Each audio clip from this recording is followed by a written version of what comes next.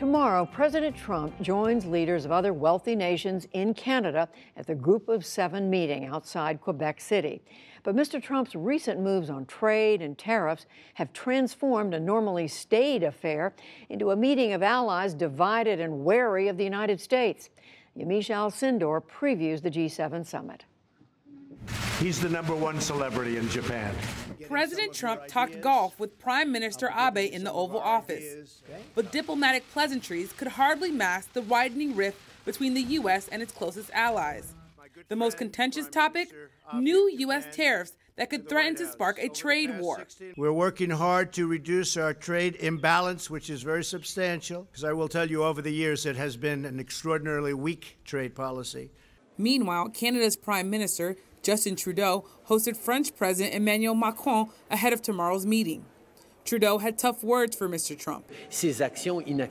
His unacceptable actions are hurting his own citizens. It is American jobs which will be lost because of the actions of the United States and its administration. The president has railed against trade agreements, even with America's closest allies, accusing the EU, Canada, and Japan of taking advantage of the U.S. They charge 5 times what we charge for tariffs.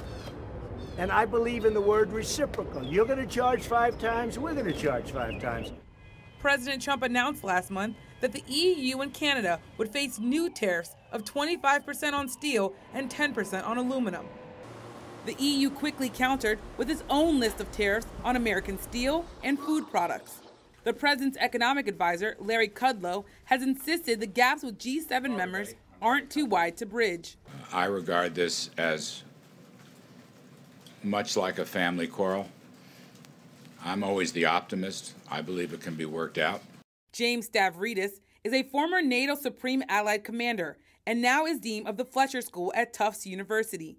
He expects a rocky meeting. I cannot think of a time when we have walked into a negotiation at this level without a common sense of how we're going to go forward.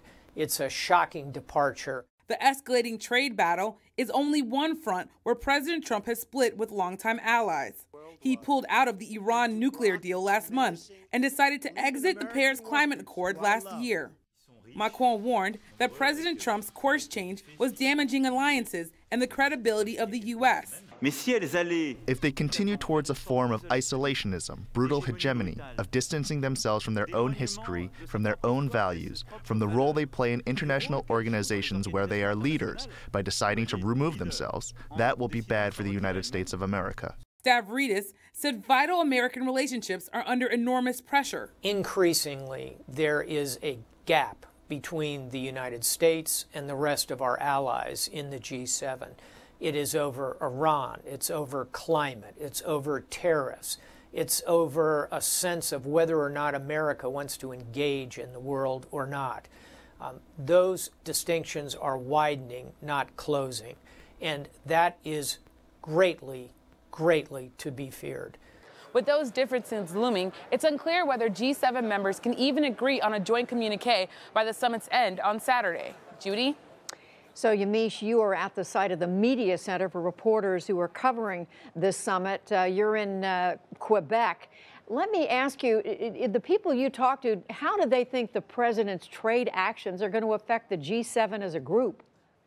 American officials that I've talked to who are used to dealing with these kinds of summits say the G7 is actually facing a historic and shocking shift. They say that there's a leadership vacuum. The United States used to play a really big role on promoting multilateral agreements and free trade, but President Trump is backing away from that. So they're now saying that the G7 might not play the same role that it's playing, which is really to be a guidance for free trade all over the world.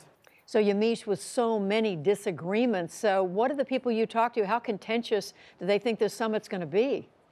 These conversations are likely going to be very tough. People are likely going to be arguing. The leaders of Canada and France have already come out and said that they're going to try to push President Trump to reverse those controversial tariffs on steel and aluminum. The other thing is that the summit in North Korea that's happening next week might also hijack some of the conversations that Justin Trudeau wants to have here.